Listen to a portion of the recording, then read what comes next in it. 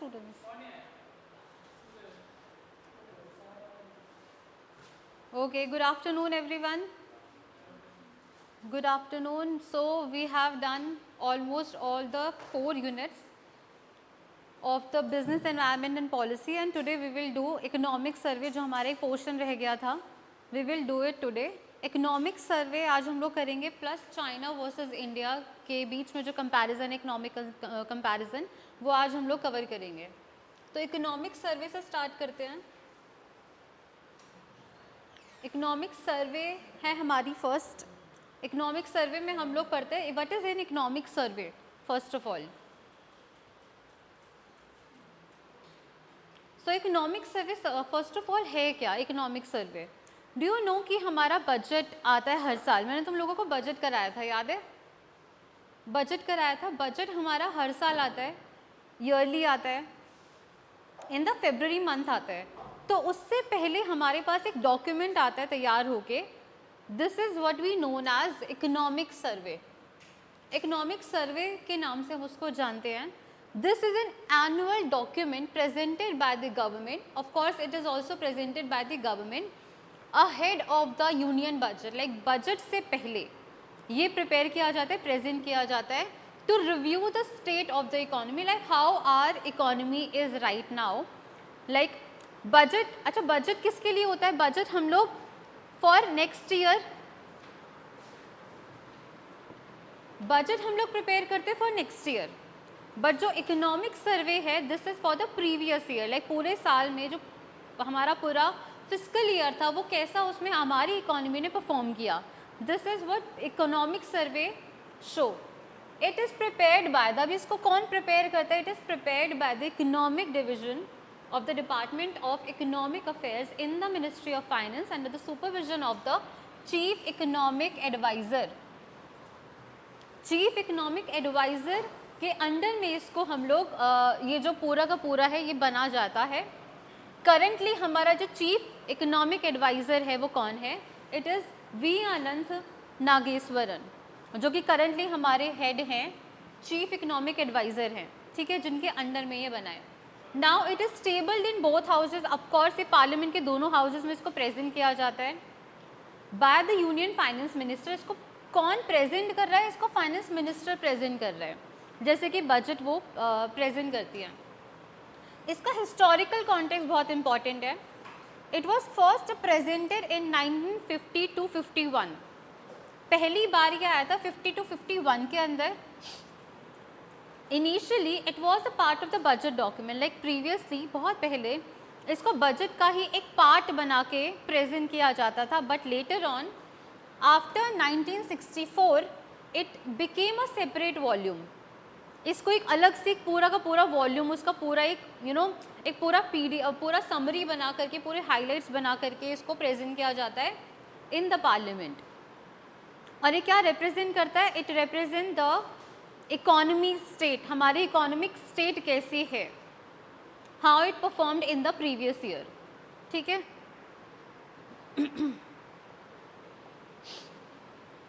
What is the purpose of making the economic survey? इसको क्यों बनाया जा रहा है? तो first of all to review the developments in the Indian economy over the previous 12 months. तो पिछले 12 महीनों में जो भी हमारे इंडियन इकोनॉमी ने डेवलपमेंट देखी हैं, जितना भी डेवलपमेंट इन्होंने पूरा देखा होगा, पूरा किया होगा, ये हम इसमें रिव्यू करते हैं. रिव्यू बोथ होता है, बोथ साइड होता है. लाइक इसमें पॉजिटिव इम्पैक्ट भी देखे जाते हैं, नेगेटिव भी देखे जाते हैं. लाइक दोनों चीज़ें इसमें देखी जाती हैं. Then second is to summarise the performance on major development programme. Major programmes, हमारे डेवलपमेंटल प्रोग्राम्स बनाए गए हैं बाय द गवर्नमेंट. ये गवर्नमेंट प्रोग्राम्स, हमारे जो डेवलपमेंटल प्रोग्राम्स है, कैसा परफॉर्म कर रहे हैं इन द इकोनॉमी, इनका भी मेजरमेंट किया जाता है. सारी परफॉर्मेंस का मेजरमेंट होता है, कितना कैसे परफॉर्म किया, कितना परसेंटेज है इनकी अभी परफॉर्मेंस कैसी है. Third is to highlight the policy initiatives of the government. Now, because of the economic survey or because of the previous economic state हमारी जैसी भी रही है, उनके बेसिस पे पॉलिसी इनिशिएटिव्स क्या लिए गए bye the government. Policy initiatives भी तो लिए जाते हैं ना. पॉलिसी में क्या इनिशिएटिव्स लिए गए हैं? लाइक पॉलिसीज 2 टाइप्स की होती हैं, monetary and physical policy. Beside this industrial policy is also made by the government.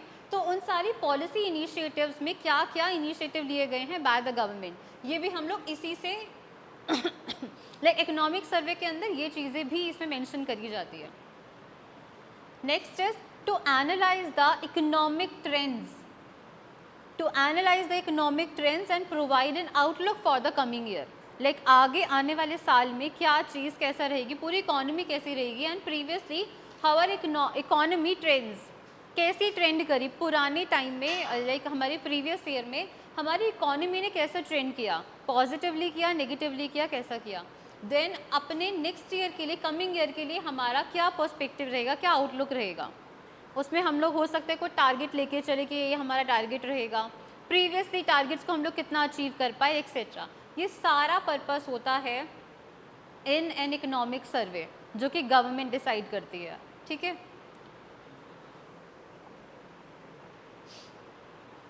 Note down करना हो तो कर सकते हो। Wait, this is the highlights of the economic survey. अब मैं जितनी भी चीज़ें यहाँ पे कराऊंगी ये अभी की 2024, ये जो है हमारी इकोनॉमिक सर्वे, ये 2024 का हाईलाइट्स हैं जो इस साल रिलीज़ किए गए थे इकोनॉमिक सर्वे, उसकी मैं हाईलाइट्स तुम लोगों को बताने वाली हूँ कि कैसे इस पर बनाया जाता है, अभी की हाईलाइट्स क्या हैं। और ये हर साल बनती है, तो देखते हैं इस बार की इकोनॉमी कैसी रही। इसको मैंने किस तरीके से डिवाइड किया है, तो these are the like headings, जितनी भी अभी स्लाइड्स आएंगी ये हमारी हेडिंग्स रहेंगी। इन हेडिंग्स के अंदर इकोनॉमिक सर्वे का कोई डेटा गिवन होगा कि इसमें इस पूरे हेडिंग्स के अंदर कैसा परफॉर्मेंस रही है हमारी इंडियन इकोनॉमी की, ठीक है, वो इसमें मेंशन है। तो first is state of the economy, like पूरी इकोनॉमी एज एन ओवरऑल क्या रहा उसके अंदर। तो ये मैंने तुम्हें प्रीवियसली भी कुछ ना कुछ लाइक कुछ हद तक मैंने तुम्हें इसकी मोस्टली चीज़ें बताई गई हैं और वो तुम्हें इसमें रिपीटेड भी दिखेंगी, तो वो इकोनॉमिक सर्वे का भी पार्ट है। फॉर एग्जाम्पल रियल जीडीपी, तो जीडीपी मैंने तुम्हें बताई थी इस साल की कितनी रही है, वो India's real GDP grew by 8.2%, ये वाला बार बार आया है। इन फिस्कल ईयर 24 इंडियन इकोनॉमी की जो रियल जीडीपी है वो 8.2% से इम्प्रूव हुई है, इंक्रीज हुई है, surpassing the 8% mark in the 3 out of 4 quarters. एक साल में 4 क्वार्टर्स होते हैं, 4 क्वार्टर्स में से 3 क्वार्टर्स में मोस्टली हम लोग अब अबव 8% मार्क हम लोगों ने क्रॉस किया है। तो रियल जीडीपी हमारी 8%, मोर देन 8% ही रही है अभी तक। If we talk about the retail inflation, तो रिटेल इन्फ्लेशन जो कि लाइक इन्फ्लेशन रिटेल वाला होता है inflation, it was decreased by from 6.7% to 5.4%, और ये प्रीवियस ईयर से लिया गया है। लाइक प्रीवियस ईयर से कंपेयर करें तो हम लोगों का जो रिटेल इन्फ्लेशन है that was decreased from 6.7% to 5.4%, ठीक है, इस साल। तो बेसिकली अगर देखा जाए तो इन्फ्लेशन इज ऑल्सो रिड्यूस्ड, और ये मैंने तो मॉनेटरी पॉलिसी के टाइम पे भी इन्फ्लेशन दिखाया भी था। Then current account deficit, current account deficit के अंदर हमारी इम्प्रूवमेंट हुई है। Like we improved to 0.7% of GDP in fiscal year 24 from 2% in fiscal year 23। तो जहां हमारा करंट अकाउंट डेफिसिट 2% था in previous year fiscal year, अब हमारा है 0.7%। तो कितना ज़्यादा हम लोगों ने अकाउंट डेफिसिट के अंदर लाइक रिड्यूस करा है। देन और ये सारा जो डेटा है it was given in the economic सर्वे, कुछ भी तुम्हें उसके बियॉन्ड नहीं मिलेगा, सारा इकोनॉमिक सर्वे का पार्ट है। Then tax revenue, how much tax revenue collected by the government. तो डायरेक्ट टैक्सेस का कंट्रीब्यूशन रहा है 55% of the total tax revenue. Direct taxes का जो डायरेक्ट टैक्स है हमारे, जैसे कि personal tax and corporate tax, तो 55% है डायरेक्ट टैक्स का contribution, with indirect taxes making up the remaining 45%। तो you can see like income tax वगैरह उनका कॉन्ट्रीब्यूशन है 55% एंड द इनडायरेक्ट टैक्सेस का कॉन्ट्रीब्यूशन रहा है 45%। तो टैक्स रेवेन्यू हमारी गवर्नमेंट के पास सफिशिएंटली जनरेट हो रहा है। देन कैपिटल स्पेंडिंग, अब हमारी जो गवर्नमेंट है वो कैपिटल स्पेंडिंग कितना कर रही है, this is for the long term spending, long term capital investment जो कि हमारी गवर्नमेंट कर रही है फॉर द इंडियन इकोनॉमी. तो the government progressively increased capital expenditure and provided free food grains to 81.4 crore people. तो ये अभी का है जिसके अंदर हमारी गवर्नमेंट ने फ्री फूड ग्रेन्स भी प्रोवाइड करे हैं टू 81.4 करोड़ पीपल के लिए. और अगर तुम लोग खुद भी देखोगे तो कैपिटल स्पेंडिंग गवर्नमेंट ने बहुत ज़्यादा इंक्रीज़ करी है. वो तुम किस टर्म में देख सकते हो, to investing like in roads building, infrastructure building, जितनी भी पब्लिक हॉस्पिटल्स हैं इनके अंदर स्पेंडिंग. तो ये सारा लॉन्ग टर्म स्पेंड जो कैपिटल स्पेंडिंग हो रही है गवर्नमेंट ने बहुत ज़्यादा इंक्रीज़ करा है in comparison to previous years. So this was about the state of the economy, how our economy is right now. Then the second point is, और ये सारा तुम्हें मैंने ऑलमोस्ट पढ़ाया हुआ है, कहाँ गया हमारा,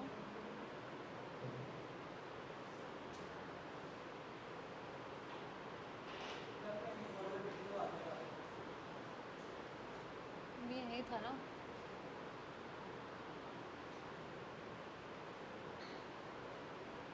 okay, so monetary policy if you see, मैंने तुम्हें, अच्छा ये है कौन सा topic, monetary management and financial intermediation. तो this topic, this heading is about monetary policy. Monetary management कैसी की गई है बाय द आरबीआई और बाय द गवर्नमेंट. तो मॉनेटरी मैनेजमेंट में अगर तुम लोग देखोगे तो मॉनेटरी पॉलिसी, तो throughout the year, throughout the fiscal year repo rate के अंदर कोई चेंजेस नहीं किए गए हैं. तो repo rate was steady, policy repo rate 6.5% ही रहा पूरे फिस्कल ईयर 24 के अंदर. Consequently core inflation also declined bye around 4%, जो मैंने तुम्हें दिखाया भी था कि कोर इन्फ्लेशन हमारा डिक्लाइन हुआ है by around 4% from April 22 to June 2024. तो core inflation has also increased. Then credit growth, if you see the credit growth अगर तुम लोग देखोगे तो क्रेडिट ग्रोथ क्या है, कितना क्रेडिट प्रोवाइड किया जा रहा है by the commercial banks and other financial institutions to the general public, और to the general public also, to the corporates also. तो credit dispersal by the scheduled commercial banks reached rupees 164.3 lakh crore. तो इतना credit दिया जा रहा है by the scheduled commercial banks, growing by 20.2% by March 2024. तो 20.2% से इसने इंक्रीज़ किया है, इतना क्रेडिट हम लोगों ने इंक्रीज़ किया है टू प्रोवाइड लोगों को. तो क्रेडिट में ग्रोथ आई है, और जितना ज़्यादा तुम लोग क्रेडिट प्रोवाइड करोगे लोगों को उतना ज़्यादा डेवलपमेंट भी होगा, उतना ज़्यादा कैपिटल फॉर्मेशन भी होगा. तो this is Y credit growth होनी चाहिए. नाउ द बैंकिंग सेक्टर की अगर हम बात करें तो gross and net non performing asset, जो कि हमारे लिए इंपॉर्टेंट होता है कि वो रिड्यूस हो. Non net performing asset are at multi year lows and bank asset quality has also improved. तो gross non net performing asset में भी कमी आई है, वो तुम्हें यहाँ से दिखेगा. कितनी कमी आई है, 2.8% से रेशो जो है वो डिक्लाइन हुआ है in March 24, a 12 year low. Like पूरे 12 सालों में, अभी तक के 12 सालों में सबसे कम हमें ग्रॉस नॉन परफॉर्मिंग एसेट हम लोगों को देखने को मिले हैं. और ये आरबीआई की लेटेस्ट रिपोर्ट थी, स्टेबिलिटी रिपोर्ट जिसका नाम दिया गया है, इन जून 2024, जिसमें एसेट क्वालिटी हमारी जो थी शेड्यूल्ड कमर्शियल बैंक्स की वो इम्प्रूव हुई है. तो asset quality must be improved, वो तो होना भी चाहिए कि हमारी बैंक्स की एसेट क्वालिटी इंप्रूव हो रही है या नहीं हो रही है. प्लस हमारी रेशो जो है ग्रॉस नॉन परफॉर्मिंग एसेट वो भी कम हुए हैं. Next is capital market. अब कैपिटल मार्केट की बात करें, this is for the money market. Capital market की अगर बात करें तो that means the stock market वगैरह. तो primary capital market, primary market कौन सी होती है, प्राइमरी मार्केट कौन सी होती है, जहाँ पे फर्स्ट टाइम हम लोग इशू करते हैं, डैट मीन्स द आईपीओ वगैरह. तो न्यू इशू मार्केट भी इसको बोला जाता है. Primary capital market facilitated capital formation of rupees 10.9 lakh crore. इतना लाइक कैपिटल जनरेट किया है by only the primary capital market in the India. Approximately 29% of the gross fixed capital formation. You know कि पूरे इंडिया का फिक्स्ड कैपिटल फॉर्मेशन भी calculate किया जाता है। तो अभी का अगर देखें तो 29% सिर्फ और सिर्फ जनरेट हो रहा है प्राइवेट कैपिटल मार्केट से of the gross fixed capital formation of private and public corporates in fiscal year 23। तो उसका अगर देखें तो 29% है जो कि जनरेट हुआ है प्राइमरी कैपिटल मार्केट से only. Then insurance and micro finance, अब इंश्योरेंस में कितना इंक्रीज आया, तो India is poised to become one of the fastest growing insurance market and has the second largest micro finance sector globally. पूरे global like internationally अगर देखें तो India को हमारा अभी second largest micro finance sector बन चुका है, second largest, and India is poised to become one of the fastest growing insurance market also. Insurance में भी हमारे यहाँ पे बहुत ज़्यादा प्रोग्रेसिव इम्प्रूवमेंट आया है। ठीक है, तो माइक्रो फाइनेंस के पर्सपेक्टिव से देखा जाए तो it is also increasing and insurance wise भी।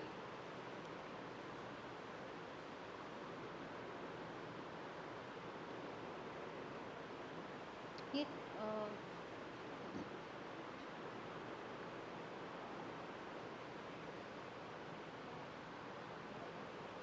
Okay, next is prices and inflation. Prices and inflation, अब प्राइजेज की अगर बात करें तो किसका क्या कितना प्राइस है, basically it is talking about the inflation and prices जो हमारे इंडिया के अंदर रहे हैं। तो इन्फ्लेशन ट्रेंड अगर तुम देखोगे तो ये मैंने तुम्हें इन्फ्लेशन के टाइम में जो मैंने तुम्हें पूरा वो दिखाया था, इसका पूरा ग्राफ दिखाया था, उसमें मैंने तुम्हें दिखाया था कि इन्फ्लेशन कितना कितना इंक्रीज हुआ है, कितना कम रहा है इस बार। तो 29 states and union territories recorded inflation below 6% in fiscal year 24।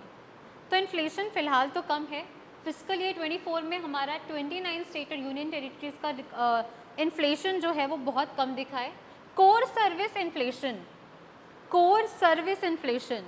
अगर सिर्फ कोर सर्विस इन्फ्लेशन को अगर देखा जाए तो it is eased to a 9-year low in fiscal year 24। पूरे 9 सालों में सबसे कम रहा है इस बार का core service inflation. Then food inflation was a little more, अगर देखें तो वो हमारा इंक्रीज़ हुआ था जिसकी वजह से टोटल इन्फ्लेशन भी हमारे इस बार कंट्री में ज़्यादा रहा था। तो that was basically majorly because of food inflation. तो it was increase from 6.6% to 7.5%। तो किस में कम आया, तो core service inflation was reduced, but food inflation की अगर बात करी जाए तो वो इंक्रीज हुआ है हमारा फ्रॉम 6.6% टू 7.5% तक हम लोग पहुंच चुके हैं। Then price cuts on LPG, petrol and diesel help in keeping retail fuel inflation relatively low. तो ये जो किया जाता है ना कि हम लोग चलो फ्यूल इन्फ्लेशन को कैसे लो रखना है, तो वो गवर्नमेंट क्या कर सकती है, इनके प्राइजेस में कट कर सकती है, इनके प्राइजेस को कम रख सकती है, जिससे कि वजह से फ्यूल इन्फ्लेशन हमारा कम रहे। तो प्राइस कट की वजह से इस बार का retail fuel inflation relatively low रहा in comparison to previous years. तो फ्यूचर प्रोजेक्शन की अगर बात करें तो फ्यूचर प्रोजेक्शन कितना रखा हुआ है, अब this is very important. Future projection रखा है RBI ने कि in recent years RBI forecast inflation to decline, जो कि अभी हमारा 5% तक चल रहा है, 4 बेसिकली वैसे तो 4% में ही है। इट इज़ इन फोरकास्ट के it is decline to 4.5% in fiscal year 25 की, लाइक इन नेक्स्ट ईयर 4.5% तक डिक्लाइन हो जाएगा हमारा inflation, total inflation. And fiscal year 26 तक हमारा जो इन्फ्लेशन है वो 4.1% तक डिक्लाइन हो जाएगा। दैट इज़ द प्रोजेक्शन और the forecasting by the RBI। ये इन्फ्लेशन का टारगेट इन्होंने रख के चला है कि हम लोग इतना इतना रिड्यूस करेंगे, और हो भी जाएगा। दे आर एक्सपेक्टिंग कितना होगा हमारा in next year fiscal year में। तो we will see this is why जो इकोनॉमिक सर्वे वो प्रीवियस का तो बात करती ही है कि प्रीवियस ईयर में फिस्कल ईयर में क्या रहा हमारा पूरा स्टेट का, प्लस ये प्रोजेक्शंस भी दिखाते कि अब हम लोग लाइक नेक्स्ट ईयर्स में क्या क्या प्रोजेक्शन मान के चल रहे हैं। Now the next point is external sector. External sector, अब अगर एक्सटर्नल सेक्टर की बात करी जाए तो एक्सटर्नल सेक्टर में आ जाएगा हमारे एक्सपोर्ट, इंपोर्ट, ये सब। तो एक्सपोर्ट की we talk about India services export, ये तो मल्टीपल टाइम्स रिपीट हुआ है कि सर्विसेज एक्सपोर्ट हमारे हमेशा ज़्यादा रहे हैं इन कंपैरिजन टू हमारे जो बाकी वाले एक्सपोर्ट हैं, जो बैलेंस ऑफ ट्रेड है हमारा, वो भी हमारा उसमें सर्विसेज हमेशा पॉजिटिव रहा है in comparison to other export. तो India services export grew by 4.9% to $341.1 billion in fiscal year 24। तो इतना इंक्रीज हुआ है services export with significant contribution. अभी कॉन्ट्रीब्यूशन आया कौन कौन सी मार्केट से है? It was basically generated from the IT and software companies, उनकी वजह से सर्विसेज हमारी बहुत ज़्यादा बेटर हो चुकी है। तो IT services and software companies and other business services जो कि अभी हमारी कंट्री में हैं, जो कि सर्विसेज प्रोवाइड कर रही है, उनकी वजह से सर्विसेज में हमारा सर्विसेज एक्सपोर्ट में we are in positive. Remittances, तो रेमिटेंस एक चीज़ ऐसी है जहाँ पे हमें पता चलता है कि हमारी कंट्री में कितना रेमिटेंस रिसीव हो रहा है, like how much money we are receiving, how much grant we are receiving from the other nations, from other foreign nations. तो यहाँ अब ये कुछ भी हो सकता है, लाइक रेमिटेंसेस में हमारे पास लाइक कितने NRIs बाहर रह रहे हैं, वो लोग कितना अपने कंट्री में रेमिटेंस पहुँचा रहे हैं, this is also we can calculate in remittances. तो India remains the top global recipient with remittances totalling $120 billion in 2023। तो टॉप प्लेयर ही रहा है। वैसे ग्लोबली अगर देखा जाए तो सबसे ज़्यादा कहाँ पे रेमिटेंसेस पहुँचता है, तो उनमें से one of the top most country हमारी इंडिया की भी रही है, जहाँ पे $120 billion remittances we have received. External debt, जो कि हम लोग फॉरेन कंट्रीज से डेट लेते हैं, बोरो करते हैं, तो India's external debt to GDP ratio stood at 18.7%। 18.7% है एज ऑफ मार्च 2024। तो external debt to GDP ratio, this is ऊपर एक्सटर्नल डेट आ जाएगा, नीचे आएगा GDP। इसका रेशो में हमारे पास अभी जो इसका रेशो है this is 18.7% as of March 2024। तो एक्सटर्नल डेट ऑफ कोर्स ज़्यादा नहीं होना चाहिए, तो वही इनका भी टारगेट है। देन लॉजिस्टिक्स परफॉर्मेंस, इंडिया की logistic performance, India's rank in the World Bank logistics index, World Bank logistics index, जिसको वर्ल्ड बैंक ही लाइक क्रिएट करता है, improve to 38th in 2023 from 44th in 2014। तो 2014 में we were on 44th rank, और जिसके बाद अब हम लोग पहुंच चुके 38th रैंक पे वर्ल्ड वाइड, जिसमें लॉजिस्टिक वाइज हम लोग काफ़ी अच्छा प्रोग्रेस कर रहे हैं।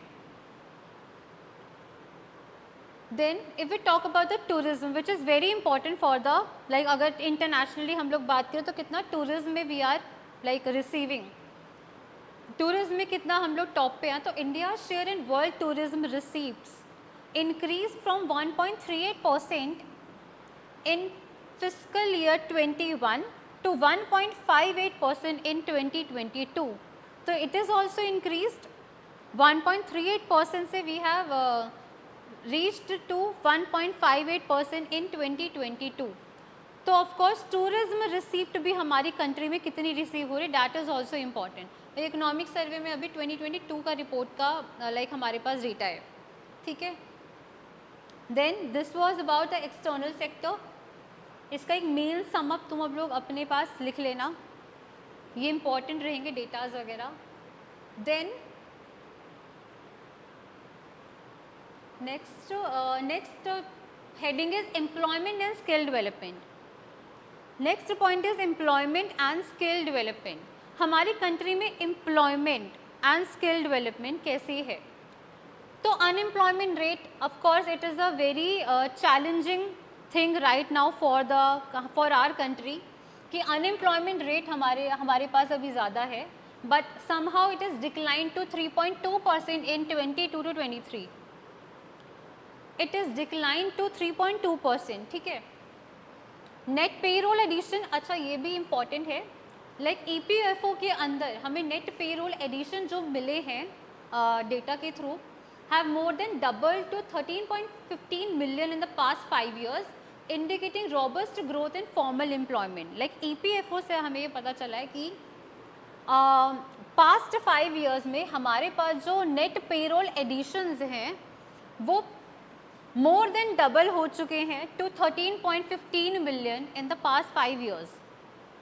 This is what is indicating, it is indicating that there is a robust growth in formal employment. जो formal employments होती हैं like हमारी जो गवर्नमेंट जॉब लाइक किसी की लगती है तो फॉर्मल एम्प्लॉयमेंट उससे हमें पता चला कि इनमें नेट पे रोल एडिशन कितना ज़्यादा इंक्रीज हो चुका है. Then youth unemployment, very important. Youth unemployment हमारा ऑफकोर्स अभी भी ज़्यादा है basically, but it was reduced 17.8% था 2017 to 18 में, और ये 2022 to 23 में हो चुका है 10%. तो it is drastically reduced, but अभी भी यूथ अनएम्प्लॉयमेंट एग्जिस्ट करता है हमारी कंट्री के अंदर.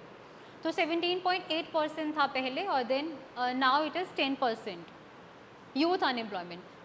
If we talk about the female labour force participation, तो राइजिंग फॉर 6 कंसेक्यूटिव ईयर्स 37% है अभी हमारे पास करेंटली इसका डेटा.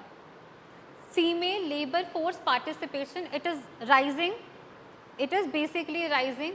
जितने भी हमारे साल रहे हैं consecutively it is rising, but इसका जो करंटली भी इसका जो रेट है वो है 37% currently. Then the gig economy. Gig economy में देखा जाए तो workforce expected to reach 2.35 crore by 29 to 30. 2029 to 30 तक इसमें वर्कफोर्स जो है वो एक्सपेक्ट कर रहे हैं कि इतना रीच हो जाएगा 2.35 करोड़. यू नो ना what is gig economy? Gig economy पता है? जो टेम्पररी जॉब्स होती हैं like the people who seek to, हाँ वो भी उनको भी तुम कह सकते हो लाइक फ्रीलांसर्स वाली जितनी भी जॉब्स होती है, that is basically the gig economy, जिसमें हम लोग टेम्पररी टाइम के लिए कुछ किसी चीज़ में अपना वर्क करते हैं. दिस इज़, और इसमें वर्कफोर्स बोला जा रहा है कि 2.35 करोड़ तक इंक्रीज हो जाएगा 29 to 30 तक. और गिग इकोनॉमी भी हमारे लिए इम्पॉर्टेंट है, ठीक है.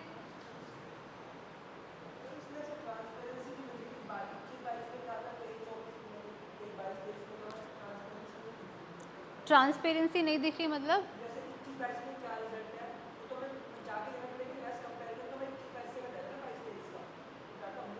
हमारे ये जो है ना ये 23 to 24 का है ये.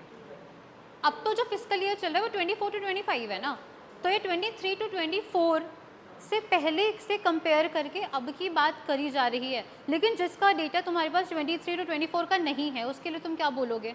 तो पुराने डेटे पे ही तो जाओगे ना. नहीं हुआ होगा ना, हाँ इस वजह से. और वैसे भी अभी तक हमारे इंडिया के अंदर सेंसस नहीं हो पाया है, तो मेजरली जो डेटा हमारा कलेक्ट होता है वो सेंसस से ही होता है, तो उसकी वजह से भी हमारे पास डेटा भी है नहीं. देन इंडस्ट्री में स्मॉल एंड मीडियम मैटर्स, ये उनका टैगलाइन था कि इस बार इकोनॉमिक सर्वे में बोला गया था इंडस्ट्री हमारे लिए, स्मॉल एंड मीडियम हमारे लिए लाइक मेजरली इम्पॉर्टेंट रहेगी. तो इंडस्ट्रियल ग्रोथ अगर देखी जाए तो economic growth of 8.2% in fiscal year 24 is supported by, अगर हम लोग बात करें कि रियल जीडीपी हमारी 8.2% से इंक्रीज हुई है, तो उसमें मेजर कंट्रीब्यूशन किसका रहा होगा? Of course it was majorly contributed by the industrial growth. Industrial growth हमारी रही थी 9.5%, जिसकी वजह से रियल जीडीपी में भी हमारे हम लोगों को बहुत पॉजिटिव इम्पैक्ट देखने को मिला था 8.2% in fiscal year 24. Then pharmaceutical and clothing sectors. India's pharmaceutical market in the world's third largest by volume. India का फार्मास्यूटिकल मार्केट जो है वो पूरे वर्ल्ड का थर्ड लार्जेस्ट है by volume, valued at $50 billion. It is the second largest clothing manufacturer globally, with textile and apparel exports reaching 2.97 lakh crore in fiscal year 24. तो you can see pharmaceutical market हमारा third largest है पूरे world में by volume से अगर उसको compare किया जाए तो 50 बिलियन इसका वैल्यू है अभी right now.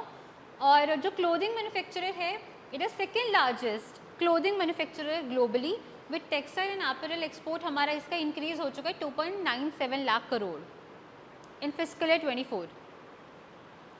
Then electronics manufacturing, ये हमारा उसमें भी आया था अभी लास्ट टाइम भी। India's electronic sector accounts for an estimated 3.7% of the global market share. तो इंडिया का इकलौता अभी इलेक्ट्रॉनिक सेक्टर जिसने एस्टिमेट किया 3.7% of the global market share का पूरा 3.7%। तो डोमेस्टिक प्रोडक्शन इंक्रीज कितना हुआ हमारा, it is increase to 8.22 lakh crore with exports rising to 1.9 lakh crore in fiscal year 23। तो डोमेस्टिक प्रोडक्शन भी हमारा इसमें इंक्रीज हुआ है 8.22 लाख करोड़ से, और इसमें एक्सपोर्ट भी हमारे राइज हो रहे हैं। So this is what basically electronics manufacturing like increase हो रहा है। फार्मास्यूटिकल, ये इसमें उनकी बात की गई कि कौन सा सेक्टर ऐसा है जो कि काफ़ी अच्छे लेवल पे ग्रो कर पा रहा है, ठीक है। और जो मेन चीज़ है वो है इंडस्ट्रियल ग्रोथ, देखो 9.5% से इंक्रीज़ हुई है, जिसका मेजर इम्पैक्ट पड़ा है रियल जीडीपी के ऊपर, जो कि इंक्रीज़ कितनी हुई है 8.2%।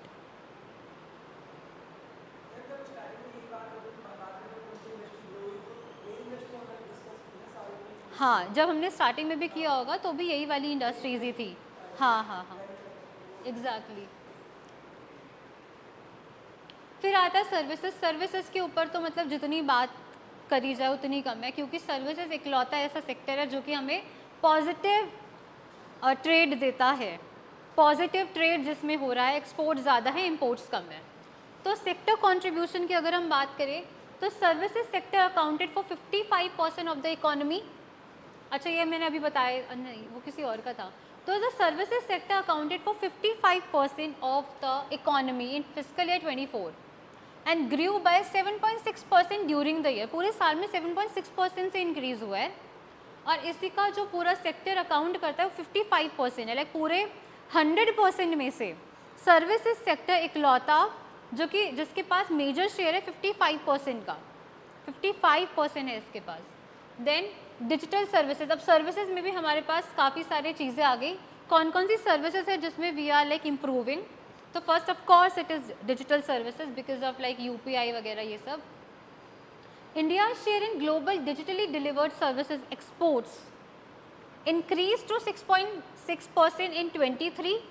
Globally India services export constituted to 4.4% of the world's commercial services exports in 2022। अभी 2022 का डेटा है जिसके अंदर इंडिया सर्विसेज एक्सपोर्ट में कॉन्स्टिट्यूट किया गया था कि 4.4% है हमारे India services exports of the world commercial services export के अंदर, and accounted for 44% of India's total exports in fiscal year 24। तो पूरे टोटल एक्सपोर्ट में 44% सिर्फ और सिर्फ सर्विसेज एक्सपोर्ट्स हो रही थी। और मेजरली अगर बात करी जाए तो डिजिटल सर्विसेज का काफ़ी बड़ा रोल रहेगा सर्विसेज के अंदर सिर्फ। देन एविएशन, अब जो ये जो हमारी सर्विसेज होती हैं एयरलाइन सर्विसेज, इसके अंदर भी 15% year on year basis increase आया है in total air passengers in fiscal year 2024। तो 2024 के अंदर 15% इंक्रीज़ हुआ टोटल एयर पैसेंजर्स में सिर्फ। तो इसका मतलब है हमारी यहाँ की एयरलाइंस जो सर्विसेज है वो भी इम्प्रूव हो रही है, वो भी अच्छी हो रही है। Then e commerce, very important, this is तो very very important. E commerce जिसकी वजह से हमारा पूरा का पूरा बेस तुम कह सकते हो आज के टाइम पे पूरा का पूरा सर्विसेज का बेस इसी से है। ई कॉमर्स पूरे इंडिया में भी हो रही है, इंटरनेशनली भी हो रही है। तो expected to cross $350 billion target हमारा अभी रहा, मतलब हम लोग एक्सपेक्ट कर रहे हैं कि $350 बिलियन को वी कैन क्रॉस बाय 2030। इतना ई कॉमर्स के, सिर्फ ई कॉमर्स की वजह से हम लोग इतना क्रॉस कर सकते हैं। ई कॉमर्स में तुम्हारे पास सारे ग्लोबल जाइंट्स आ जाएंगे, सारे अमेज़ॉन, मिंत्रा, ये सब, जहाँ से भी तुम लोग ई कॉमर्स फैसिलिटीज़ प्रोवाइड हो रही हैं। देन स्टार्टअप्स में increase from around 2000 in 2014 to approximately 31,000 in 2023। तो सोचो 2014 में सिर्फ 2000 स्टार्टअप्स ही हो रहे थे, और उसके बाद तुम आज के टाइम पे देख लो 23 तक 31,000 तक हम लोग पहुंच चुके हैं स्टार्टअप्स के अंदर। और स्टार्टअप्स में मैंने तुम्हें उसमें बताया था इंडस्ट्री पॉलिसी के अंदर कि स्टार्टअप्स राइज होने में किसका मेजर फैक्टर है, इंडस्ट्रियल पॉलिसी में बताया था मैंने तुम लोगों को कि स्टार्टअप्स क्यों राइज हो रहे हैं।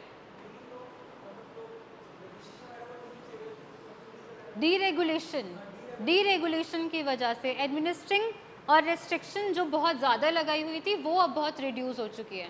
सो they can open their own startups very easily right now. अब बहुत इजी हो चुका है। Yes, process is very easy. पहले बहुत लेंदी प्रोसेस हुआ करता था, रेस्ट्रिक्शंस भी बहुत ज़्यादा थी, तो इस वजह से this is very important. Like 2000 से हम लोग डायरेक्ट 31,000 पे पहुंच चुके हैं। Next is infrastructure. अब इंफ्रास्ट्रक्चर देख लेते हैं, हमारी पूरी कंट्री में इंफ्रास्ट्रक्चर कैसा रहा। इंफ्रास्ट्रक्चर के अंदर नेशनल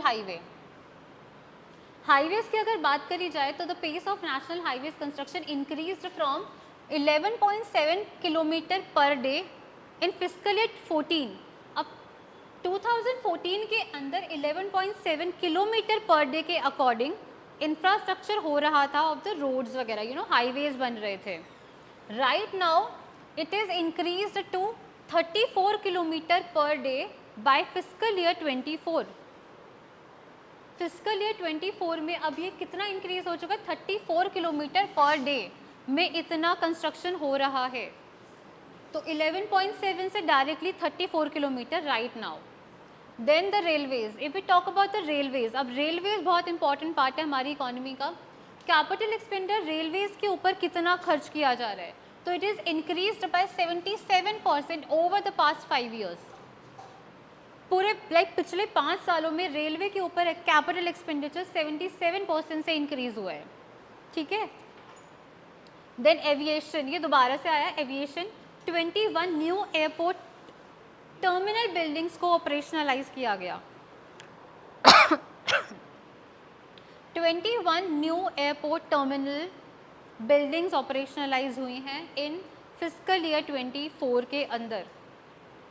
यू कैन सी कि लाइक एयरपोर्ट, आजकल एयरलाइंस ना सिर्फ फॉरेन या फिर फॉरेन आना ले जाना उनके लिए तक लाइक लिमिटेड नहीं रहा है। It is now basically providing services if you want to go like in India also, किसी और स्टेट में if you want to go तो you can easily have the facility of airlines also. ये आज के टाइम में हम लोग कर सकते हैं because of increase in airport terminal जो कि आजकल बनाई गई है। देन लॉजिस्टिक्स, ये दोबारा से आया है। Rank in the international shipments category के अंदर ये हम लोग इम्प्रूव हुए 22nd इन 23 टू 44th इन 2000, ये गलत लिख दिया शायद, 2014 था हमारा, ये 2014 था जो कि 22nd रैंक थी हमारी, और अब हम पहुंच चुके हैं 44th रैंक पे। ठीक है, 44th रैंक पे लॉजिस्टिक्स की हमारी जो इम्प्रूवमेंट है वो इतनी हो चुकी है, 22nd से डबल 44th पे हम लोग पहुंच चुके हैं। देन स्पेस में कैसे है, तो India has 55 active space asset including 18 communication का है हमारे पास, 9 नेविगेशन है, 5 scientific, 3 meteorological and 20 earth observation satellites हैं हमारे पास। So this was basically about the space. तो स्पेस के लिए भी वी हैव उसके लिए भी हम लोगों ने काफ़ी इम्प्रूवमेंट दिखाई है। अब हमारे पास खुद का इंडिजिनसली काफ़ी सारी चीज़ें for space purpose. Then digital infrastructure, इससे तुम लोग रिलेट कर पाओगे। डिजिटल इंफ्रास्ट्रक्चर आज के टाइम पे लाइक मेजरली लोगों ने अपने जो सारे डॉक्यूमेंट्स हैं वो डिजी लॉकर से रिलेट कर लिए हैं। उन्होंने अपना अकाउंट वहाँ पे ओपन करके डिजी लॉकर पे अपने आईडीज़ वगैरह डाल करके उनके डॉक्यूमेंट्स जो हैं वहाँ पे इशूड हैं। तो कितने हैं वो ये देख लो, The DigiLocker platform has over 26.28 crore registered users right now. 26.28 crore से ज़्यादा रजिस्टर्ड यूजर्स हैं right now on DigiLocker platform and over 674 crore issued documents हैं. 674 करोड़ से ज़्यादा इशूड डॉक्यूमेंट्स हैं उसके ऊपर. लाइक वहाँ पे तुम्हारे पास सारे डॉक्यूमेंट्स जो हैं वहाँ पे सेफ है, सिक्योर हैं, तुम्हारी आईडी से लिंक्ड हैं, डैट मीन्स आधार से लिंक्ड है. तो आजकल इसकी वजह से हमारे पास डिजिटल इंफ्रास्ट्रक्चर भी क्रिएट हो चुका है. Then telecommunication. टेलीकम्युनिकेशन की बात करें तो the overall teledensity. Teledensity का मतलब क्या होता है? Number of telephones per 100 population. 100 population में नंबर ऑफ टेलीफोन्स कितने हैं? तो in India it is basically increased from 75.2% in March 2014 to 85.7% in March 2024. But still ये बहुत कम है अभी. लाइक टेली डेंसिटी अगर देखा जाए तो 100 पॉपुलेशन में नंबर ऑफ टेलीफोन्स 85.7% है, यानी कि अभी सबके पास टेलीफोन की अवेलेबिलिटी नहीं है. तो अभी और ये मेजरली जो इम्पैक्ट रहा होगा वो रूरल एरियाज़ की वजह से रहा होगा. The internet density. ये इंटरनेट डेंसिटी है तो इंटरनेट कितना है बाकी जगह पे, तो it is also increase to 68.2% in March 2024. तो इंटरनेट ऑफकोर्स वो तो उससे कम ही होना चाहिए, उससे तो कम ही है. तो 68.2% है इन मार्च 2024 इंटरनेट डेंसिटी. तो internet is still low. Teledensity is somehow it is fine 85.7%. ठीक है. तो ये था हमारा इंफ्रास्ट्रक्चर. इंफ्रास्ट्रक्चर वाइज हमने कितनी ग्रोथ करी है, जो कि हम लोग बात करते हैं कि इंफ्रास्ट्रक्चर के ऊपर कितना फोकस कर रही है गवर्नमेंट. तो ये सब उनका एक तरीके से रिजल्ट है. This is the way to showing people कि हम लोगों ने कितना कितना कहाँ तक चीज़ों में इम्प्रूवमेंट कर ली है. Then the next point is की चैलेंजेस आइडेंटिफाइड. तो इससे बेसिकली इससे पहले वाले जो हमारे थे वो थे सारे के सारे द टॉपिक्स, जिसके अंदर हमारे पास सारे पॉइंटर्स थे, हेडलाइंस थी, हेडिंग्स थी. हेडिंग्स के अंदर वी हैव सीन कि हमारी इकोनॉमी ने कैसा क्या क्या चीज़ें जो है वो उनमें अचीवमेंट लेके आए, इम्प्रूवमेंट किस चीज़ में हुई, क्या हमारे लो टारगेट रहे एक्सेट्रा. इसके आगे हम लोग पढ़ेंगे कि चैलेंजेस हमने क्या आइडेंटिफाई किए इन द इकोनॉमिक सर्वे और उसके लिए क्या सॉल्यूशन हम लोग सोच रहे हैं.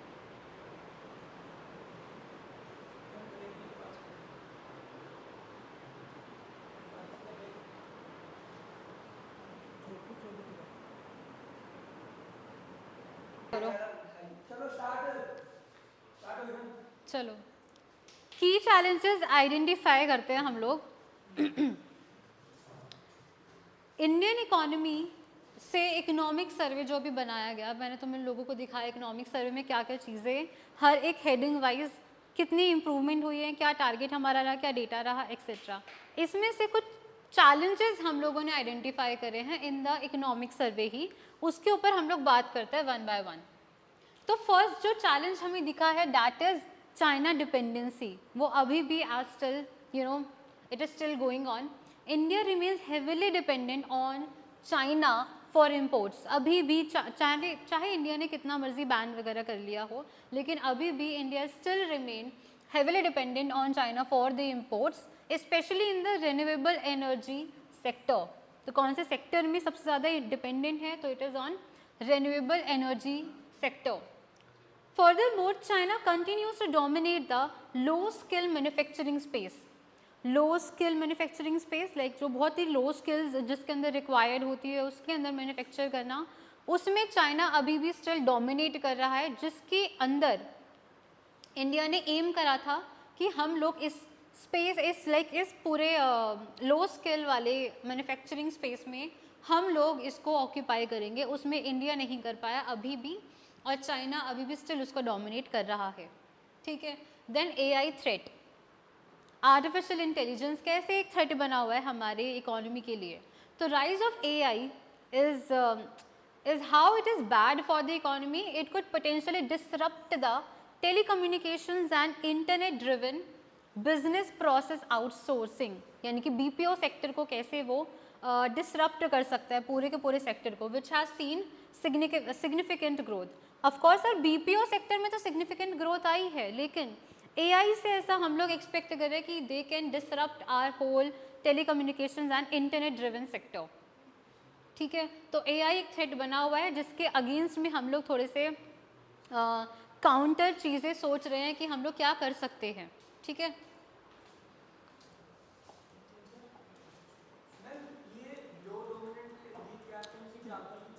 ये वाला कह रहे हो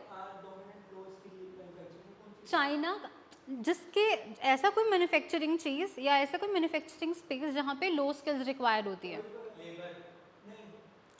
काइंडा कह सकते हैं, यस लो स्किल्स वगैरह, हाँ टॉय मेकिंग भी कह सकते हो जिसमें लो स्किल्स चाहिए, लाइक स्किल चाहिए ही नहीं इतनी ज़्यादा। वहाँ पे अभी भी चाइना कंटिन्यूसली डोमिनेट कर रहा है, जहाँ पे इंडिया ने सोचा हुआ है कि हम इसको ऑक्यूपाई करेंगे इस पोजीशन को। सो और कौन से हमारे लिए चैलेंज है? Next challenge is tepid private investment. तो प्राइवेट इन्वेस्टमेंट में कम कैसे है डिस्पाइट टैक्स कट। अब जितने भी प्राइवेट सेक्टर है हमारा, प्राइवेट सेक्टर पे टैक्स कट तो हुआ है, सितंबर 2019 के अंदर टैक्स कट हुए थे to boost the capital formation, ताकि कैपिटल फॉर्मेशन इंक्रीज हो सके। The corporate sector's response has been underwhelming. इसके बावजूद भी हमारे पूरे कॉर्पोरेट सेक्टर का जो रिस्पॉन्स आया था उसके अगेंस्ट में वो काफ़ी लो रहा। कॉर्पोरेट प्रॉफिट बिफोर टैक्सेस हम लोग निकालते हैं ना, पीबीटी एंड पीएटी, तो प्रॉफिट बिफोर टैक्स जो है हमारा वो इंक्रीज हुआ है फॉर द कॉर्पोरेट। कॉर्पोरेट में प्रॉफिट बिफोर टैक्स तो इंक्रीज हुआ, बट उस प्रॉफिट से किया क्या कॉर्पोरेट्स ने? हायरिंग जो करनी चाहिए थी, कॉम्पेंसेशन जो देना चाहिए था, हैव नॉट केप्ट स्पेस, तो वो अभी तक नहीं हो पाया। दैट मीन्स कि हायरिंग जो एम्प्लॉयमेंट प्रोवाइड करनी चाहिए थी इवन आफ्टर द प्रॉफिट, वो नहीं हो पाई by the corporate world. Then employment imperative, there is a notable lack of high quality and timely data related to employment। यानी कि हमारे पास अभी भी हाई क्वालिटी और टाइमली डेटा एम्प्लॉयमेंट से रिलेटेड नहीं मिल पाता है। सी this is a challenge also, जो तुम अभी बात कर रहे थे कि डेटा इतना पुराना क्यों है, तो ये हमारे पास एम्प्लॉयमेंट डेटा तो अभी मिल भी नहीं पा रहा है, हाई क्वालिटी डेटा जो कि डिमांड करता है। आज के टाइम पे हमारे पास एक टाइम टू टाइम डेटा आना चाहिए जो कि नहीं आ रहा है। This gap hampers effective labour market analysis and policy making. Of course policy making किस तरीके से होनी चाहिए वो तो हैम्पर करेगा ही ना, जब हमारे पास परफेक्ट डेटा नहीं होगा तो। To accommodate the growing workforce, the Indian economy must create approximately 7.85 million non-farm sector jobs annually until 2030। तो जो ग्रोइंग वर्कफोर्स हमारी हो रही है, इंडियन इकोनॉमी यहाँ पे क्या करना चाहिए? तो it must create 7.85 million non farm sector jobs को क्रिएट करना पड़ेगा इंडिया को बाय 2030, एनुअली करना पड़ेगा। और लास्ट जो काफ़ी इम्पॉर्टेंट है, अब कुछ ऐसा चीज़ जो कि बाकी इंडिविजुअल से देखने को मिल जाता है, this is the lifestyle disadvantages, social media, the use of social media and excessive screen time जो आजकल मोस्टली लोगों का हो चुका है, sedentary lifestyle, junk food, unhealthy food choices जो लोगों की है, identified as factors that could undermine public health and productivity. इसकी वजह से अल्टीमेटली होगा क्या? पब्लिक हेल्थ रिड्यूस होगी एंड प्रोडक्टिविटी भी रिड्यूस होगी, क्योंकि लोग कर ही नहीं पाएंगे, दे विल बी लेथार्जिक, उनको फील ही ऐसा नहीं आएगा कि वी एक्टिव फीलिंग जो आनी चाहिए एक इंसान को काम करते टाइम वो नहीं आ पाती है। इम्पैक्टिंग इंडियाज़ इकोनॉमिक पोटेंशियल, ये तो अभी कुछ भी नहीं है, आफ्टर कमिंग ईयर्स ये और भी लो हो जाएगा, क्योंकि अभी जो यूथ जो हमारा या फिर अभी टीनेजर्स को लगा लो, वो जो आगे जाके हमारा काम के लिए एम्प्लॉयमेंट में मेजर फैक्टर बनेगा ना हमारा, उनकी वजह से डिसएडवांटेजेस बहुत देखने को मिल जाएंगे। उनमें बहुत ज़्यादा जो एक इम्पैक्ट देखने को मिलेगा उनमें बहुत ज़्यादा देखने को मिलेगा। So this is a very challenging situation right now for the Indian economy also, कि इंडिया को ऐसा क्या करना चाहिए जिससे कि ये चीज़ थोड़ी सी कम हो सके और लोगों की हेल्थ भी अच्छी हो। अगर पब्लिक हेल्थ कम होगी, और देखो ये सब चीज़ों से और क्या हो रहा है, हमारी जो एक्सपेक्टेंसी लाइफ है, लाइफ एक्सपेक्टेंसी हमारी पहले 70 ईयर्स हुआ करती थी, अब बहुत लो हो चुकी है। और खैर उसका तो डेटा नहीं आया है क्योंकि सेंसस नहीं हुआ, तो वो अभी तुम्हें देखने को मिलेगा बहुत कम हो जाएगा, क्योंकि जो अभी हमने रिसेंटली इतने सारे हार्ट अटैक्स की वजह से डेथ्स देखी हैं, और बाकी मेजर फैक्टर जो देखने को मिल रहा है, साथ में pollution is a major factor जो कि हम सबकी लाइफ को, लाइफ एक्सपेक्टेंसी जो हमारी 70 ईयर्स थी और उसको और रिड्यूस कर देगा। तो सोचो इन सब का इम्पैक्ट कितना ज़्यादा रहेगा। प्रोडक्टिविटी ऑब्वियसली फिर डिक्लाइन होगी ही होगी, ठीक है। तो दीज आर दी चैलेंजेस जो कि इंडियन इकोनॉमी में है, जो आइडेंटिफाई करे गए इकोनॉमिक सर्वे के अंदर। ये सारे चैलेंजेस इकोनॉमिक सर्वे के अंदर वाले हैं, ठीक है। अब इनके लिए कुछ सॉल्यूशन सोचे हैं।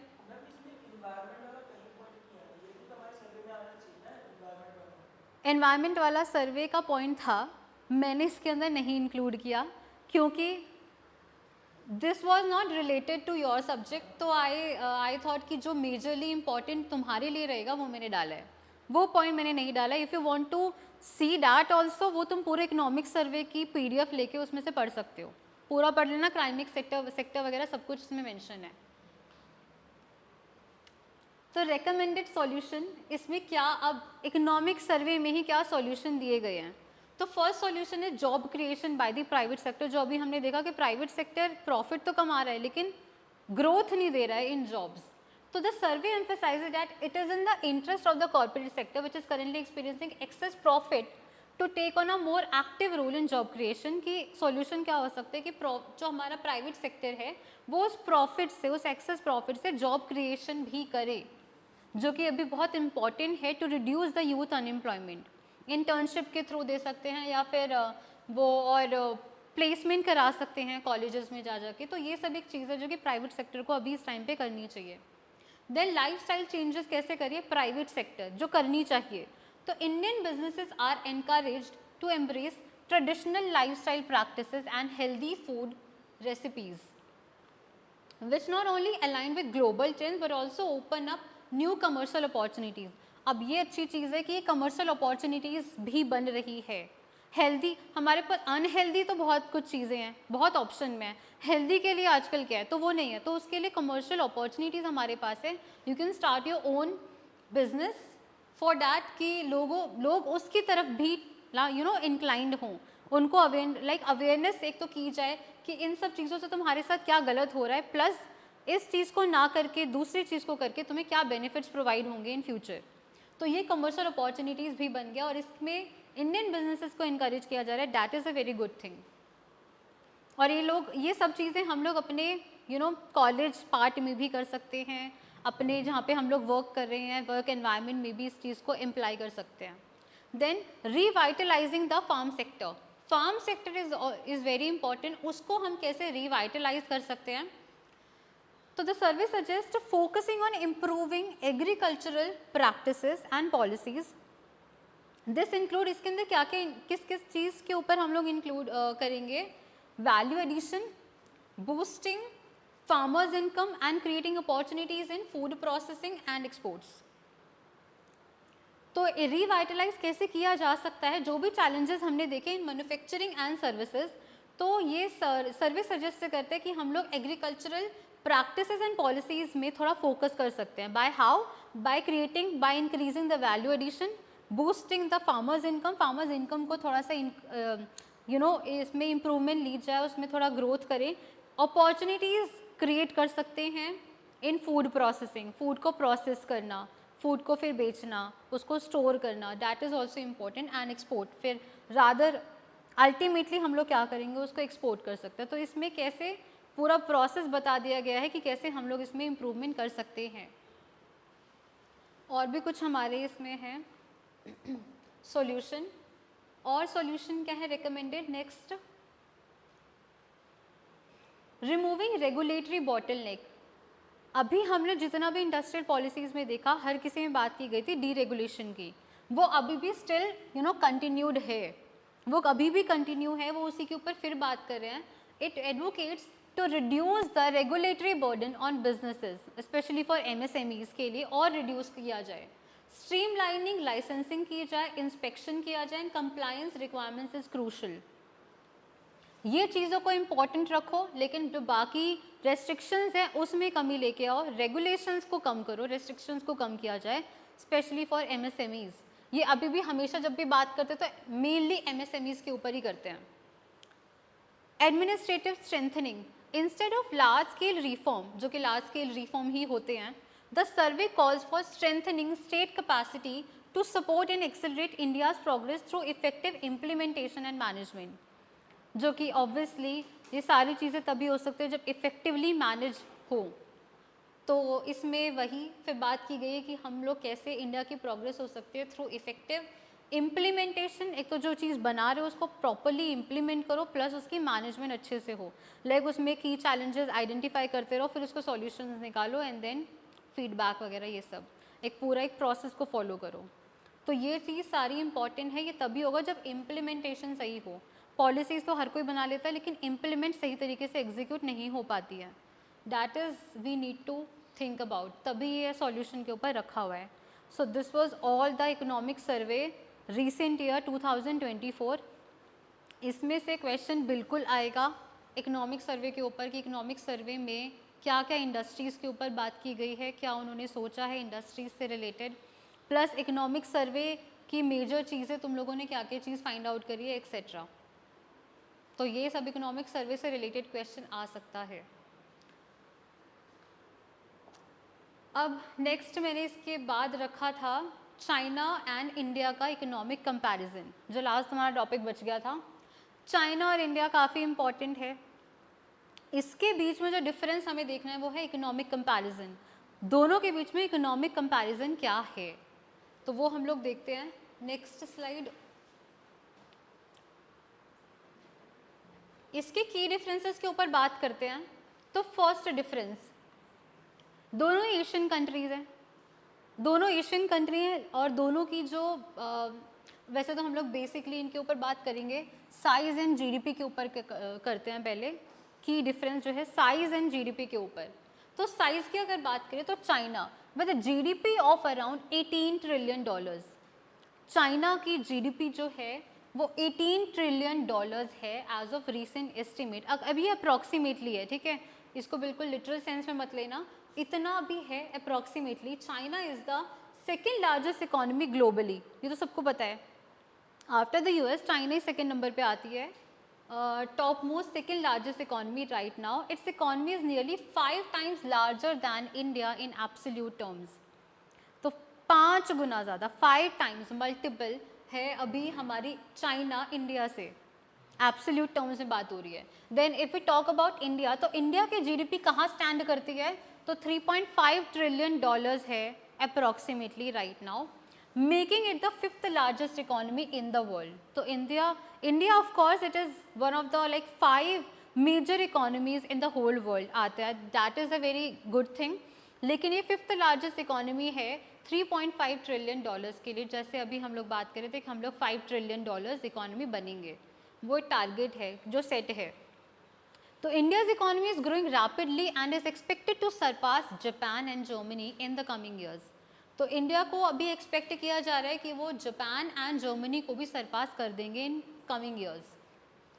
Then if we talk about the growth rate, अब यहाँ पे तुम्हें कुछ अच्छा जानने को मिलेगा। ग्रोथ रेट की अगर बात करें तो China's growth has slowed over the past decade, मतलब पिछले 10 सालों में अगर तुम देखोगे तो चाइना की ग्रोथ में कमी आई है, स्लो हुआ है वो। From a manufacturing based economy to one that is more services and innovation oriented. पहले जो चाइना थी वो मेनली मैन्युफैक्चरिंग बेस्ड इकोनॉमी थी, राइट, वो तो सबको पता है। अब वो किसकी तरफ टूवर्ड जा रही है, किसकी तरफ इंक्लाइंड हो रही है, तो मोर services and innovation based oriented बनना चाह रही है वो, उसमें ज़्यादा थोड़ा पुश करे कि हम लोग वहाँ पे जाएं। Current growth rates are around 5% only. जो उनके यहाँ पे करंट ग्रोथ रेट्स है, जो जो रियल जीडीपी ग्रोथ रेट है, economy growth rate, that is around 5% down from the double digit growth seen in previous decades. जो तुम उसके प्रीवियस ईयर्स में देखोगे तो पहले उनका डबल डिजिट ही रहा है हमेशा ग्रोथ रेट, बट अब it is going down to 5% only right now. और तुम इंडिया की अगर बात करो तो इंडिया का कितना, अभी मैंने तुम्हें बताया इकोनॉमिक सर्वे में 8.2% था। ये इसमें अप्रॉक्सीमेटली लिखा हुआ है। अभी फिलहाल जो करंट है हमारे पास तो डेटा है ना, तो 8.2% है अभी, ठीक है। तो सोचो इनका अप्रॉक्सीमेटली वही 5 to 6% होगा, तो इससे हम लोग कितना आगे हैं। और हो सकता है हम लोग आने वाले सालों में डबल डिजिट पे भी पहुंच जाएं ग्रोथ रेट में। तो India has maintained a higher growth rate than China in recent years, often between this India's younger population and relatively less mature economy give it potential for high growth in the coming decades। वही बात की गई है कि आने वाले सालों में और ज़्यादा हमारी इकॉनमी ग्रो कर सकती है। In if we talk about the growth rate की टर्म्स में अगर हम लोग बात करें तो इस सेंस में अगर तुम देखो तो चाइना से बेटर है इंडिया राइट नाउ। अब चाइना का ग्रोथ रेट कम क्यों है? आई थिंक थोड़ा बहुत तो तुम लोगों को भी पता होगा चाइना की ग्रोथ रेट क्यों कम हो रही है। Because of ageing population. Ageing population जो उनका वन चाइल्ड पॉलिसी वाला था वो उनको थोड़ा बैकफायर कर रहा है राइट नाउ। उसकी वजह से एजिंग पॉपुलेशन बहुत ज़्यादा है, तो प्रोडक्टिविटी जो है ना उनकी वो बहुत स्लो डाउन हुई है। प्रोडक्टिव लोग हैं ही नहीं, तो उनके यहाँ पे काम करने वाले लाइक जो वर्कफोर्स होनी चाहिए वो कम है, और बाकी जो रिटायरमेंट वाली एज के लोग हैं वो बहुत ज़्यादा है। और हमारे पास तो यूथ पॉपुलेशन है ही, तो वी हैव मोर पॉपुलेशन, मोर इसको कह सकते हैं वॉलंटरी बेसिस पे जो हमारे पास एम्प्लॉयमेंट सीख कर रहे हैं वो बहुत ज़्यादा हैं in comparison to the jobs. तो जॉब्स कम है यहाँ पे और लोग बहुत ज़्यादा हैं, तो इसलिए इंडिया अभी थोड़ा अच्छा मेंटेन कर रहा है। I hope in coming years ये और अच्छा ग्रोथ करे। देन हाँ, ये तुम लोग देख सकते हो जीडीपी ग्रोथ रेट इंडिया और चाइना का, पर ये मुझे कम पुराना ही मिल पाया, 2017 इसका लास्ट है। हाँ, तो तुम यहाँ से ये देख सकते हो 2000 टू 2010 वो जो पूरा डेकेड था, इसमें देखो चाइना डबल डिजिट पे 10.5% पे ग्रोथ रेट, और इंडिया का देखो कितना कम है 7.2%। स्टिल इसने ग्रो किया करते करते, अब ये 2012 पे इंडिया का बहुत कम हुआ। पर अगर तुम चाइना का देखोगे तो ये डिक्लाइन ही हुआ है, चाइना का तो डिक्लाइन ही हुआ है आफ्टर 2010, डबल डिजिट पे वो पहुंच ही नहीं पाया। और इंडिया का थोड़ा फ्लक्चुएट हुआ है। और अभी तो अगर ये बात करें तो देखो पहले थोड़ा सा कम हुआ, इस साल ही कम हुआ है वैसे तो, उसके बाद ये इंक्रीज ही हुआ है। तो इंडिया ने ग्रोथ करी है अपने ग्रोथ रेट में, और चाइना का ग्रोथ रेट कम हुआ है। तो यहाँ पे अब 2024 में 8.2% है जीडीपी ग्रोथ रेट हमारी इंडिया का। सो यू कैन सी कि India is progressing, but in comparison to India China का स्लो डाउन हुआ है। अब वी विल सी कि वो कितने टाइम में इसको कवर अप कर पाता है। देन इकोनॉमिक स्ट्रक्चर की अगर बात करें तो चाइनाज इकोनॉमी को हिस्टोरिकली बोला जाता था वर्ल्ड्स फैक्ट्री, क्योंकि यहाँ पे सबसे ज़्यादा फैक्ट्री वाली चीज़ें प्रोड्यूस होती थी, राइट। तो in recent years it has been shifting towards a consumer driven economy with services. अभी बताया ना कि वो मोर सर्विसेज ओरिएंटेड बनना चाह रही है, तो वो वर्ल्ड फैक्ट्री से कहाँ पे शिफ्ट कर रही है, वो it is shifting towards consumer driven economy, कि कंज्यूमर्स के लिए हम लोग सर्विसेज प्रोवाइड करें etcetera, now contributing more to GDP. क्योंकि तुम हम लोगों ने खुद देखा हमारी इंडिया ने कि सर्विसेज का बहुत बड़ा कॉन्ट्रीब्यूशन रहा है इन सर्विसेज, तो उनको भी ये चीज़ समझ में आ रही है कि हाँ ठीक है, सर्विसेज के ऊपर अगर फोकस किया जाए तो we can also achieve a बहुत increased GDP growth rate. India की अगर बात करें तो India is obviously more service oriented with services accounting for more 50%। इसका कितना था 55% था हमारा, 55% था हमारा हाँ सर्विस सेक्टर का। तो sectors like information technology, financial services, हमारी इंडिया के अंदर फाइनेंशियल सर्विसेज बहुत बड़े लेवल पे इंक्रीज हो चुके हैं अभी के टाइम में अगर देखोगे तो। IT sector is also improving, telecommunications are major contributors, ये बहुत बड़े कॉन्ट्रीब्यूटर्स रहे हैं। Manufacturing is less developed compare to China, but initiatives like make in India का एम ही था ना कि इसको बूस्ट करे। तो मैन्युफैक्चरिंग अभी भी इज़ लेस डेवलप्ड हमारी कंट्री के अंदर, बट मेक इन इंडिया थोड़ा सा पुश कर रहा है ताकि हमारी इंडिया का मैन्युफैक्चरिंग सेक्टर भी इम्प्रूव हो सके, जहाँ पे सिर्फ अभी चाइना ही एक्वायर करके रखा हुआ है, लाइक वो it is still dominating. Then demographics, अब यहाँ पे डेमोग्राफिक्स की बात करें तो वही सारी सेम चीज़ें। चाइना का एजिंग पॉपुलेशन बहुत ज़्यादा है because of one child policy, it's workforce is shrinking, putting pressure on economic growth and social welfare systems. Social welfare systems like pensions देना, रिटायरमेंट एज के बाद बहुत कुछ चीज़ें हो जाती हैं, तो ये सब चीज़ें इनके लिए बहुत इंक्रीज है, एक्सपेंडिचर बहुत ज़्यादा हो चुका है, रेवेन्यू बहुत कम है। तो by 2030 nearly 25% of China's population will be over 60 years old। तो 25% चाइना की पॉपुलेशन, तो खुद सोचो कितनी ज़्यादा है, उसका अगर 25% निकालेंगे तो वो 60 ईयर्स से बहुत ज़्यादा होगा। कितना है ये? 2030 से बोला है, by 2030। So that is why they are still promoting कि 2 चाइल्ड पॉलिसी हो, 3 चाइल्ड पॉलिसी, तो they are majorly pushing for that. तो India has one of the youngest population, अगर इन कंपैरिजन टू चाइना बात करें तो इसका मीडियन एज कितना आता है? 28। तो हमारी इंडिया के अंदर जो मीडियन एज है, एवरेज एज है, वो है 28 ईयर्स ओल्ड। तो this demographic dividend could support economic growth if employment opportunities. Of course ये 28 ईयर्स वाले लोग या फिर जो पूरा यूथ है हमारा, वो है तो बहुत अबंडेंस में, लेकिन इनका हम लोग प्रॉपर यूटिलाइजेशन तभी कर सकते हैं जब प्रॉपर इनको अपॉर्चुनिटीज़, जॉब अपॉर्चुनिटीज़ मिले, वो तभी लाइक पूरा कंप्लीट हो पाएगा। However high youth unemployment is a challenge, major challenge अभी हमारे पास वही है। इसके लिए कुछ तो करना पड़ेगा, तभी हम लोग थोड़ा और अच्छा इम्प्रूवमेंट लेके आ पाएंगे अपनी इंडिया के अंदर। Then next point, foreign direct investment. Foreign direct investment की अगर बात करें तो China has been one of the world's top FDI recipients. अगर इंडिया से कंपेयर किया जाए तो China one of the world top recipient है due to its strong manufacturing base. हर कोई कंपनी चाहेगी ना जहाँ पे उनको काफ़ी लो अमाउंट पे, चीपर अमाउंट पे मैन्युफैक्चरिंग बेस मिलेगा, वो वहीं पे जाके पसंद करेगी अपना मैन्युफैक्चरिंग करना। लार्ज मार्केट उसको मिल जाता है, इंफ्रास्ट्रक्चर बहुत ही अच्छा मिल जाता है।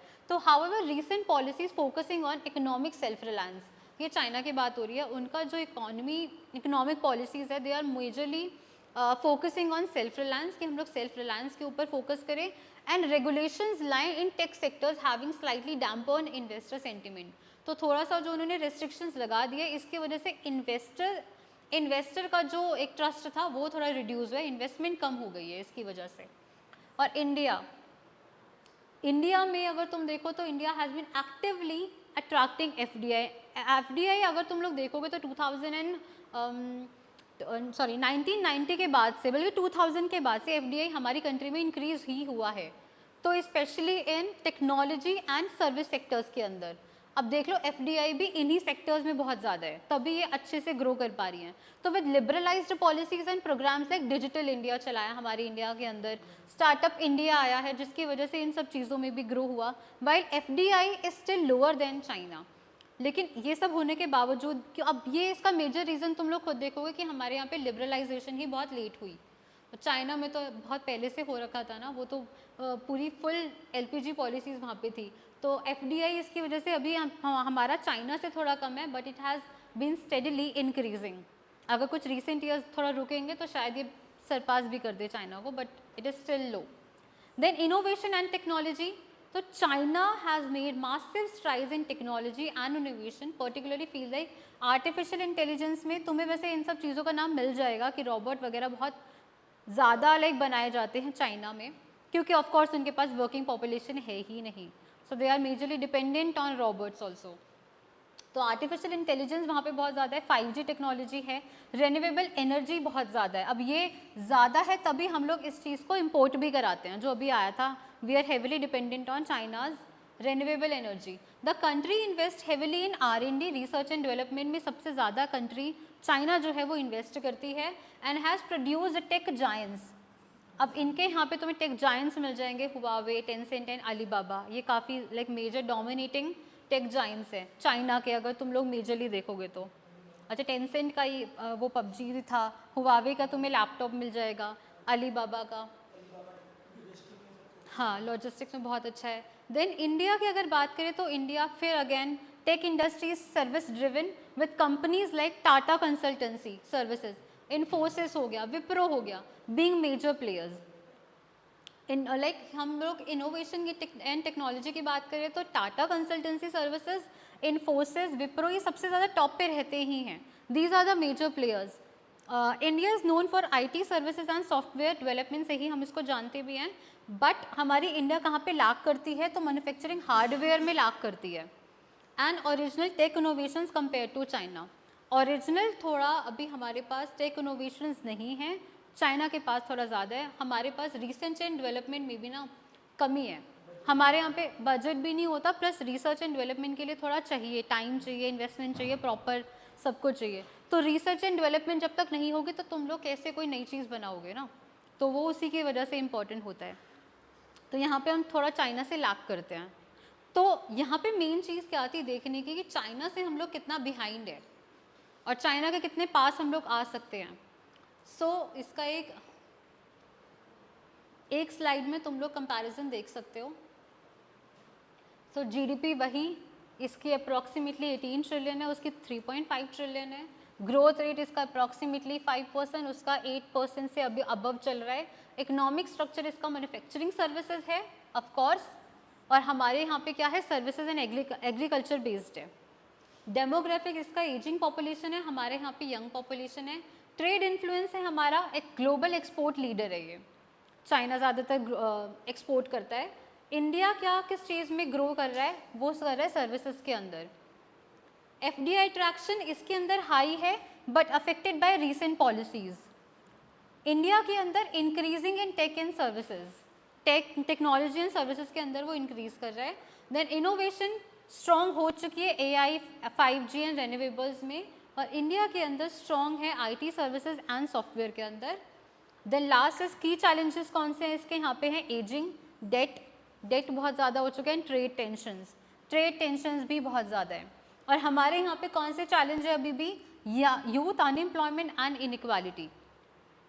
So these are the major challenges for India and this is the comparison question। अगर आता है इंडिया वर्सेस चाइना का तो प्लीज़ थोड़ा अच्छे से बना करके लिख देना इसका।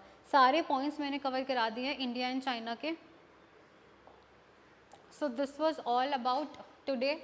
अब हमारे पास पूरा जो भी तुम्हारे टॉपिक्स थे unit 1, unit 2 and unit 3 it is now completed. अब किसी के जो डाउट्स होंगे वो हम लोग नेक्स्ट क्लास में लेंगे और प्रीवियस क्वेश्चन पेपर, ठीक है। तो okay, thank you so much.